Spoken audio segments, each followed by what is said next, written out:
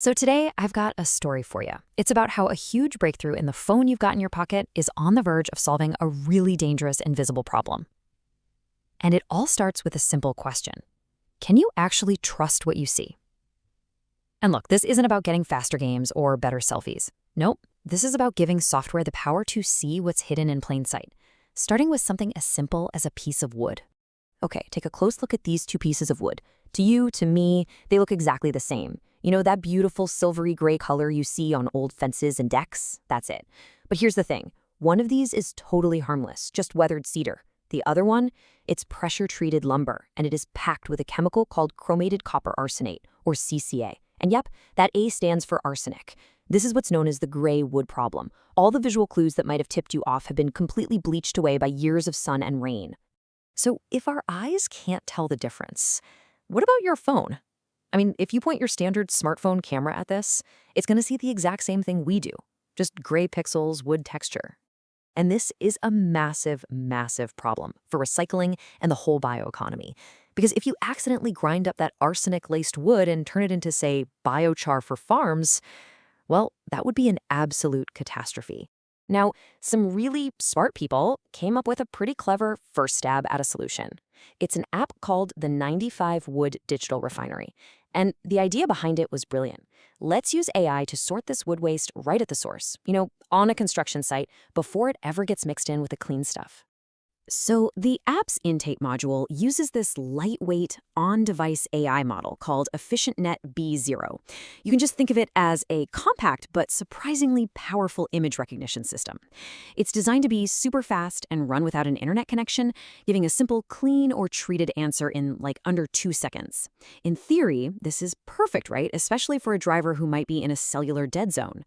But in the real world, it smacks right into 2 huge roadblocks.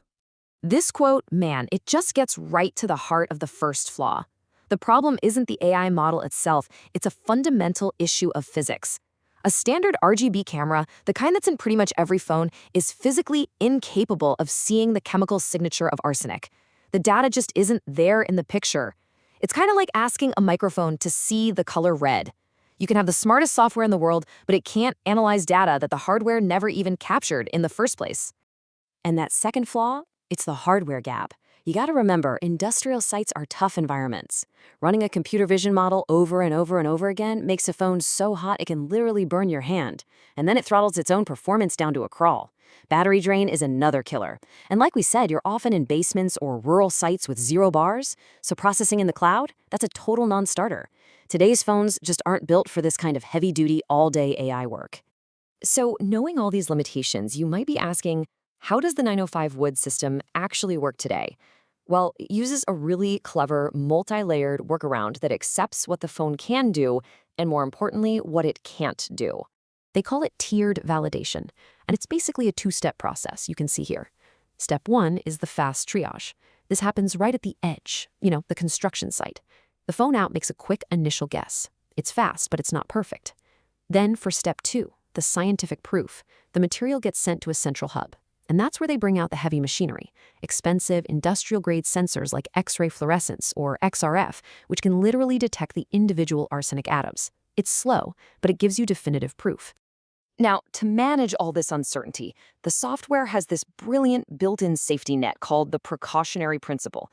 It pretty much works on a guilty until proven innocent kind of logic. So if a driver says the wood is from a high-risk source, like tearing down an old deck, the app automatically flags the entire load for mandatory scientific screening at the hub. It doesn't matter what the phone's AI thinks it sees. It's using context to override a visual analysis that it knows could be wrong. But what if you could close that hardware gap? What if you could finally give the software the physical tool it's been missing this whole time? Well, this is where a massive leap in hardware completely changes the game. And this brings us to the hypothetical Google Pixel 10 Pro, powered by the Tensor G5 chip. Now, this isn't just about being a little bit faster. This is purpose-built hardware. Its 3-nanometer process means the chip is incredibly efficient, and it's designed specifically for thermal stability, which solves that whole overheating problem. And, crucially, it's powerful enough to run a true multimodal AI model like Gemini Nano. That's an AI that can process images, audio, and text all at once, entirely on the device. This is what enables something called an agentic workflow. This is a fundamental shift. A current phone is just a reactive tool. You give it a picture, it spits out a score, and then it gets hot and needs a break. A phone with something like a Tensor G5 becomes a proactive agent. It can see, hear, and reason about the world around it all at the same time, completely offline, and it can do it for a full 8-hour shift without slowing down. It's no longer just answering a question. It's becoming a partner in the actual workflow. Okay, so let's put it all together. What does this actually look like back on that construction site? This is the payoff. This is where the advanced software and the purpose-built hardware finally click into place. Just imagine this scenario. The driver points the phone at a pile of wood. The visual part of the AI sees what the old model saw: weathered, silvery gray wood. It thinks, okay, looks clean. But at the exact same time, the driver is dictating a voice note for the load, tearing down a 20-year-old deck. The on-device agent is processing both of these streams of information, the vision and the audio, simultaneously, and it immediately detects a conflict. Its eyes are saying clean, but its ears are hearing deck, which it knows is a high-risk origin.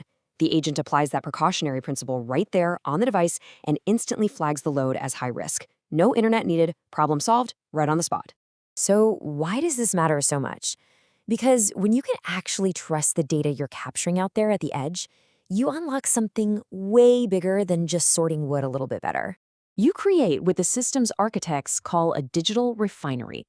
You're taking physical, low-value, anonymous waste, and you're transforming it into a high-resolution, verifiable digital asset. Suddenly, every load has a story: a GPS coordinate, a photo, a voice note, a risk score, and eventually a definitive chemical analysis. You've created a totally unbroken, auditable chain of custody, all the way from the dumpster to the lab. This incredible leap forward, powered by an AI agent that can finally run on a device that's actually up to the task, it allows for a truly profound transformation. You're turning a dumpster into a database. Every single piece of discarded material becomes another row of structured, valuable, and actionable data. And you know what? That changes everything. So that really leaves us with one final thought. By giving our devices the power to not just see, but to actually understand the world around them, we've turned a simple dumpster into a valuable database. We've seen how this agentic edge is ready to solve a critical problem in waste management. The question now is, what other real-world industries, full of their own invisible problems and harsh environments, will it transform next?